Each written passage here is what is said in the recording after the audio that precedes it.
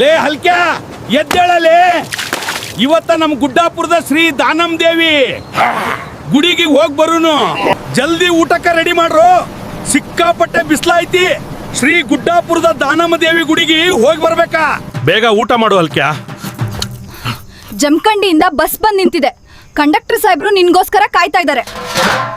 ಶ್ರೀ ಗುಡ್ಡಾಪುರದ ದಾನಮ್ಮ ದೇವಿ ಗುಡಿಗೆ ಈ ನಿಮ್ ಸಾವುಕಾರ ಹಲ್ಕ್ಯಾ ಬರಾಕ್ತಾನ. ಹಂಗ ಜಮಖಂಡಿ, ಸಾವಳಗಿ, ತುಂಗಳ, ರಾಮತೀರ್ಥ ಹತ್ನಿ ಮಂದಿನೂ ಬರ್ರಿಪ್ಪ. ತಾಯಿ ಗುಡ್ಡಾಪುರದ ದಾನಮ್ಮ ದೇವಿ, ನೀನು ಮಹಾರಾಷ್ಟ್ರದಲ್ಲಿ ನೆಲೆಸಿದ್ರೂ ಕೂಡ ನಿನ್ನ ಅಪಾರವಾದ ಭಕ್ತರು ಕರ್ನಾಟಕದಲ್ಲಿದ್ದಾರೆ ಅಮ್ಮ. ಈ ಗುಡ್ಡಾಪುರ ದಾನಮ್ಮನ ದೇವಿಯ ಬಗ್ಗೆ ಸ್ವಲ್ಪ ಪವಾಡ ಹೇಳ್ತೀರಾ ಜನರಿಗೆ?